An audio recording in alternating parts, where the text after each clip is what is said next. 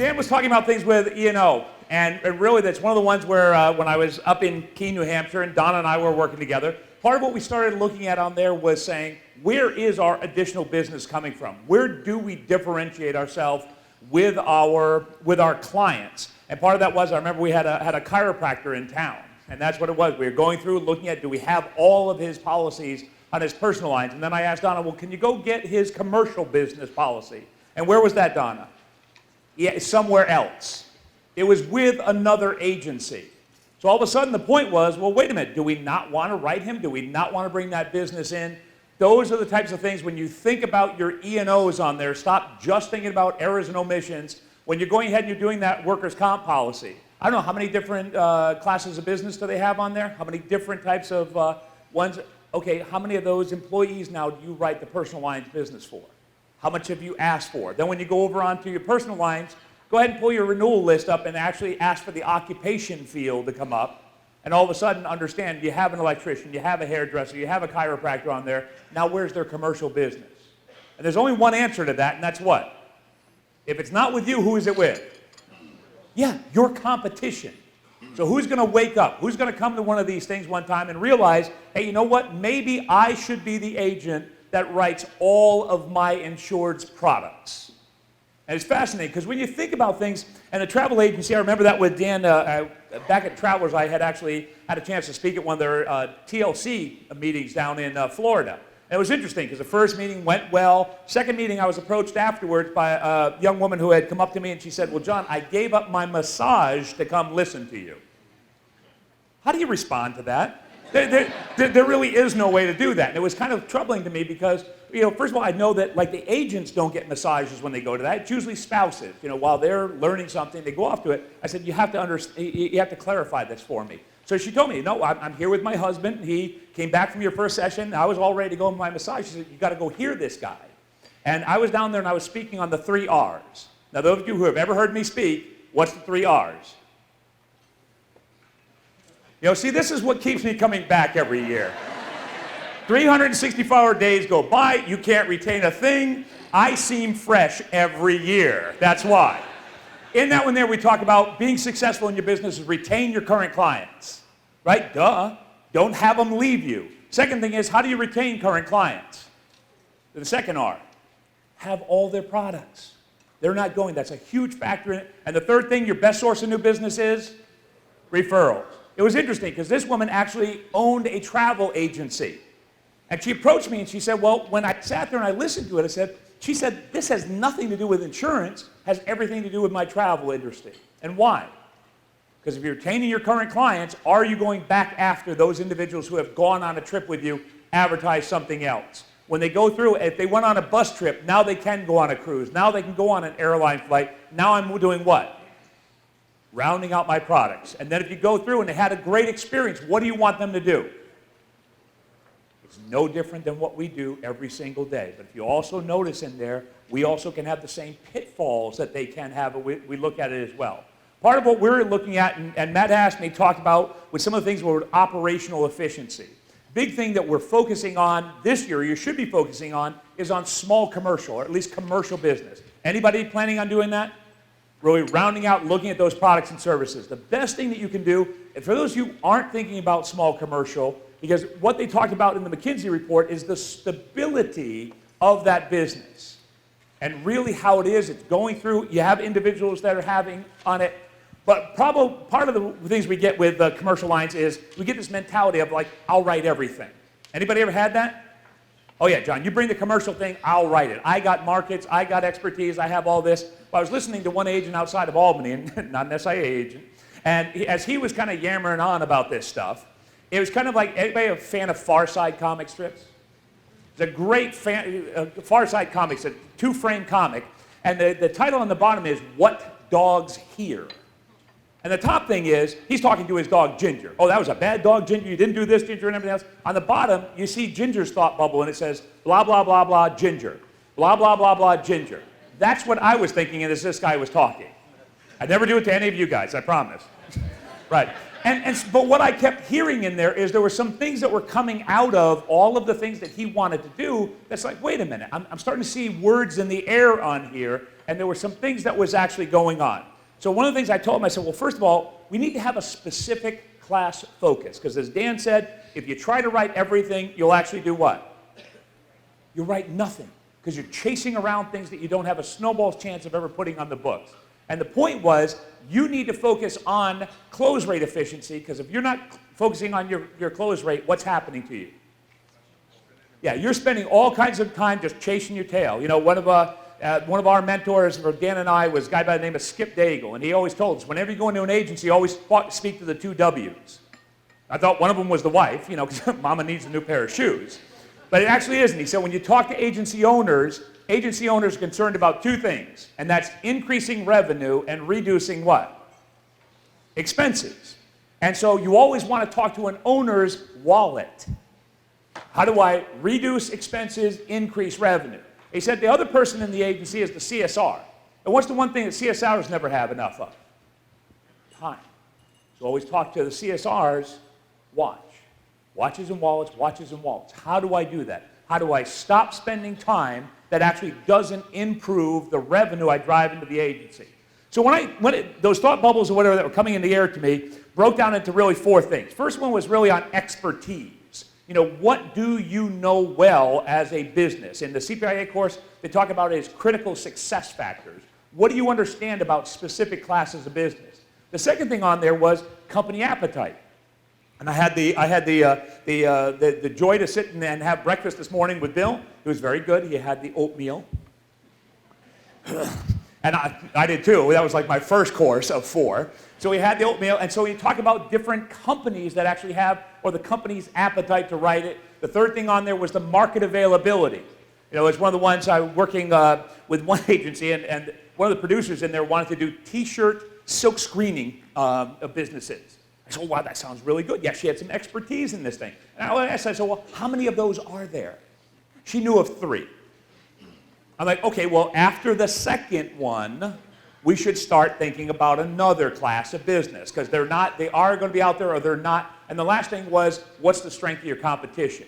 What I want you to think about with these 4 things is looking at it, first of all, why is this class of business from an expertise? Why would you want to write this? The second thing is, do you have some sort of personal connection to this? Is it something that you want to do? Like, I had an uncle who is a nurseryman, okay, the guys who grow the flowers and everything else. And that's where a lot of it is understanding the different things in their life cycle and understanding how to do that. Can you talk nurserymen? If you can't, then you just need to walk away from that. I was working with one agency in Louisville. They had 2 young guys on there, and they were going to go after garage programs because they had a company that really wanted to write garage programs. Well, one of the owners of the agency thought, well, everybody should go out in a suit and tie. So these poor 2 young guys, whatever, had their nice best white shirts on and a tie. And it was interesting because I got to shadow them one time. What do you think was the look and the thoughts in the mind of the garage owners when 2 young guys come around the corner in ties with white shirts on? What do you suppose their reaction to them was? I'm going here to save you. But saving your soul rather than your premium is what they had. And you saw this immediate shutdown, had no idea of really what ended up happening in that business. When you think of company appetites, part of the things I always ask agents to look at, who do you represent that wants to write this business?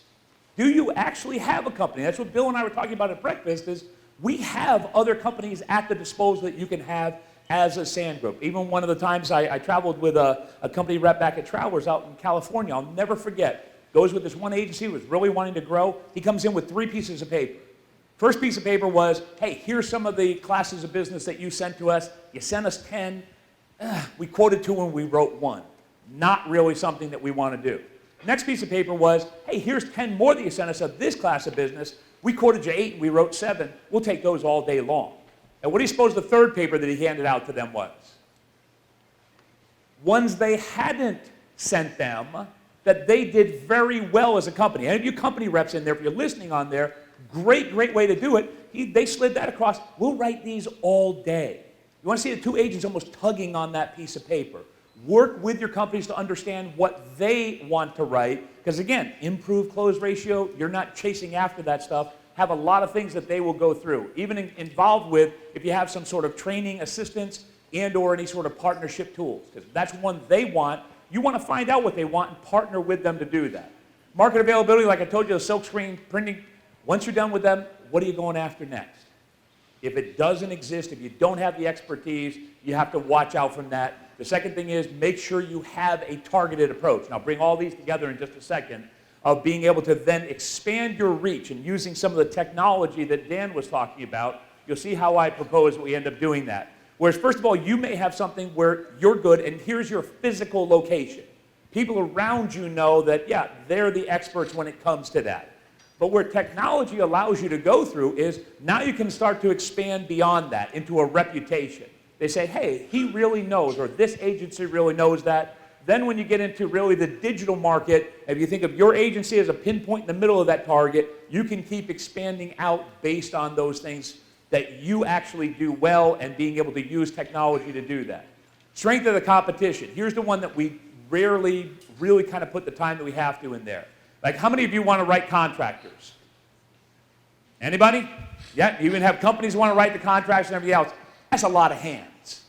In other words, everybody writes contractors, so good luck jumping into that foray on there. Why should now they write you? It's an interesting thing that Dan and I were talking before about business principles. And really kind of when you think about here's your agency. Are you the only agency in that town? You're the only agency that represents those companies? You're the only one that writes that class of business? Now, the thought for you to think about on your drive home today is, okay, if none of those things are true, you're not the only agency, you're not the only one that represents that company, now answer this question. Why, as a consumer, should I do business with you? You know, for those of you who are Connecticut fans on there, UConn just won another ladies' national championship. Okay, all right, that represent. Here's what we have. Now, it was interesting, because remember back in the old glory days on there, as a matter of fact, over a 4-year period of time, they won the championship 3 times. Remember that? And there was a young lady there by the name of Diana Taurasi. It was interesting, because Gino Ariano would always be asked, well, what makes you so much better than anybody else? And he would simplify his answer into one sentence, and he said, what makes us better than anyone else is we have Diana and they don't. And the same kind of thing in your agency, what is that mission statement? What makes me want to come and write business with you versus the person down the street versus the person that I just went ahead and Googled online? Differences, things that you can have that. And then on this one here, your strength of competition is rated on the inverse.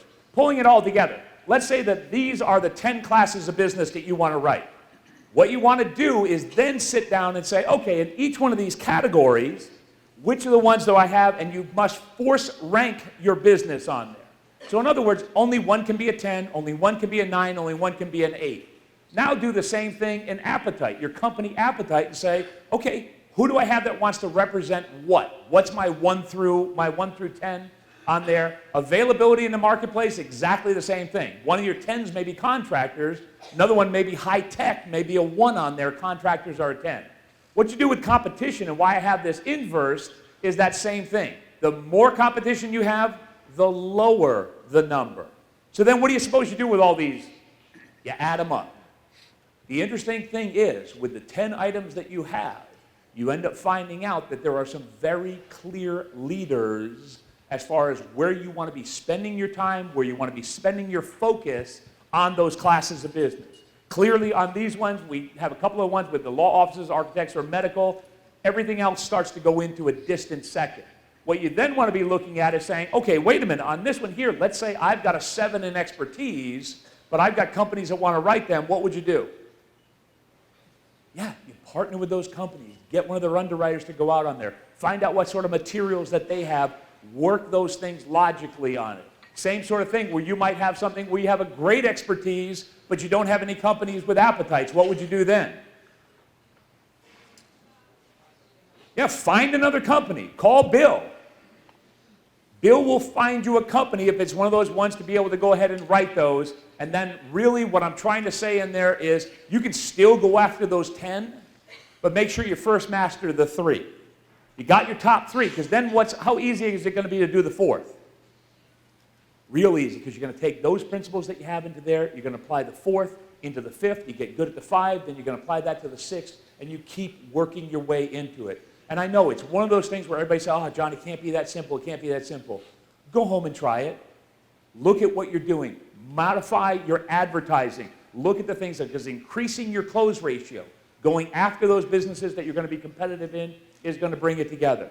The point that we had in there before, and I love this quote on there, that we are faced today with the new game, with the new rules and everything else, and just the craziness of this last, that we can continue to practice our present skills and be the best at a game that is no longer being played.